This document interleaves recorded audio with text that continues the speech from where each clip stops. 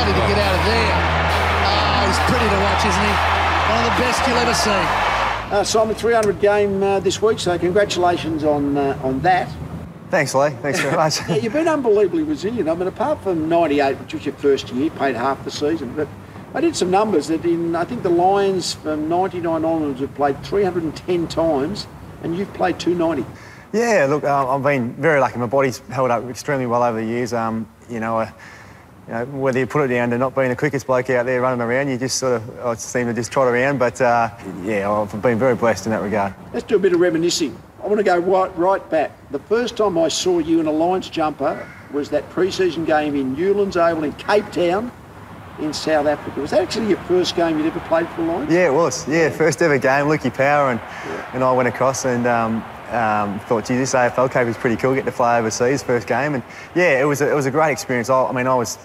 I was pretty petrified, to be honest. I was 70 kilos and playing against these big grown men and straight off a pre-season against the Dockers. We know you come from Perth. You've played all your football at the Brisbane Lions, but you actually were born in Mount Isa in Queensland. Yeah, I was, yeah. Mum and Dad were a bit nomadic for a few years. Dad had a fruit juice run, Good Elf, in Mount Isa for a year or two, and Mum popped me out there, and then we shifted over to Perth, and the rest of my childhood, adolescence was in WA. Well, I guess you grew up in the draft period where you could go anywhere, really. I know you're a West Coast Eagles supporter, like a lot of Perth boys, but that day you were sitting at the draft waiting for your number to come up, and where am I going to end up spending the next part of my life?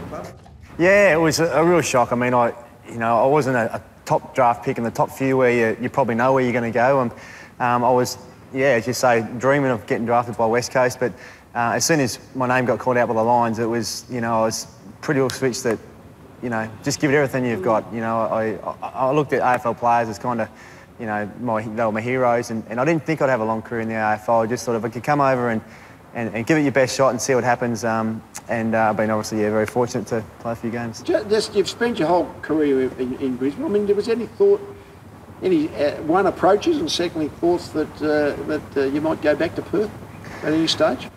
I remember the second year,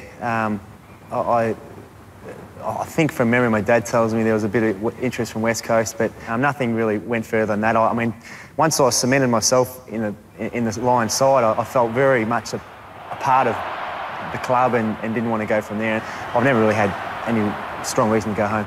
Now, I guess I've always said you were dreamed to coach because you never really did anything wrong. Did I ever yell at you for anything? Because you'd remember. Coaches don't remember these things, but players always remember.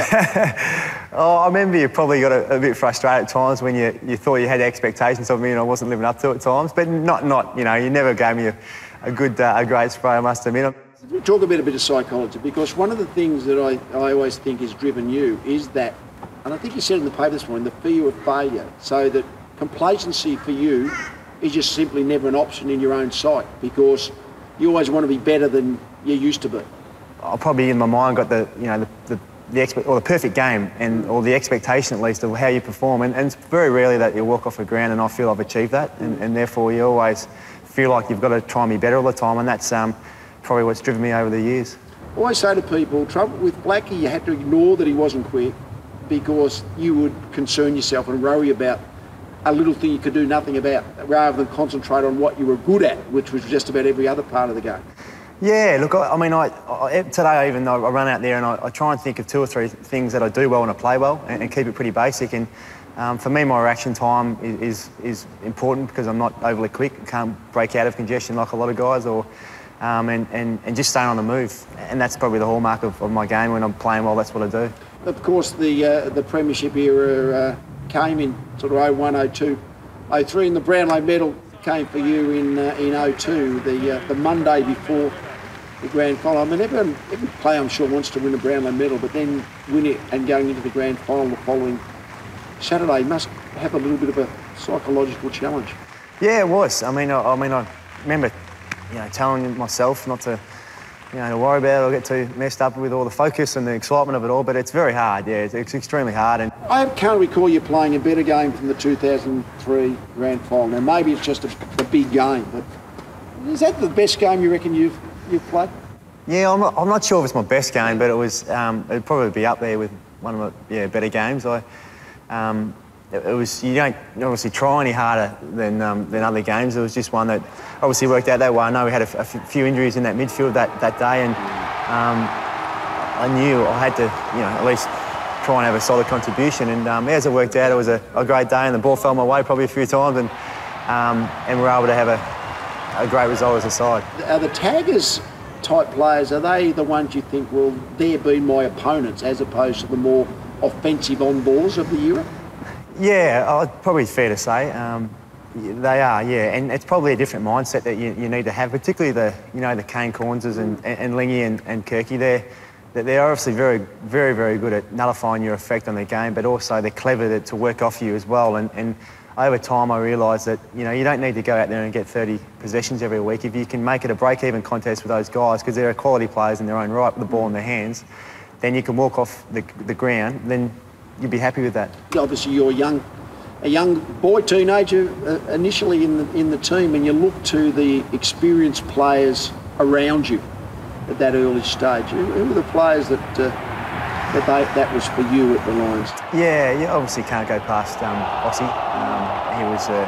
He was my hero. He still is to a certain degree. He's been. It was a pleasure to play with him for the decade that I did.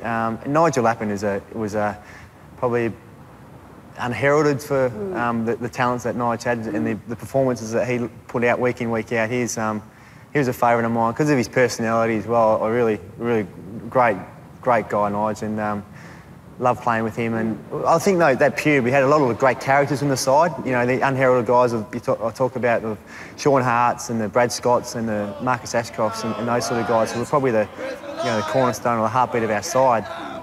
Who did their roles week in, week out, which made us who we were. Let me ask you a question. If you transplanted the Lions of 2012 into the competition in 2002, yep, into the competition of 2012? I think nothing can beat ability, and there was some enormous talent in that era that we had. You can have all your structures and whatever you like in a game, but pure ability, I think, will win out if that ability works together well, which we clearly did. So I think we go pretty well. You became a father last year. Lockie, your son, who's 6 months. Yeah, just adore the little fella. It probably has put a lot of things in perspective. It's such a selfless thing you go through when you become a parent, and it's 24/7. It's harder for the girls than us fathers, but it's been the most incredible experience, and it gets better every week. It seems to get better. Just the future. Obviously, you football mortality. It might be 1, 2, 3, 4. Who knows how many years? But how do you set your mindset now on the future beyond playing? Look, I've probably something I need to get a bit better at in the next 12 months. Thinking obviously what I'm going to do. I have an interest in coaching in football. I love football. Yeah. I didn't play last weekend, and I think I found myself watching 5 games of football for the weekend. Yeah. So I still love the game. And you're a footy fan? Some players just play footy. You're a footy fan? Yeah, I am. Yeah, I am a footy fan. Well, Simon, all I can say is anyone who's had anything to do with you has enormous respect for you and affection for those who know you. So the whole footy world is congratulating you on your 300th game, and as someone who's actually worked very closely with you for a decade or so, congratulations. Thanks very much. No one could have earned it more than you did. Thanks very much. Thank you, Leigh.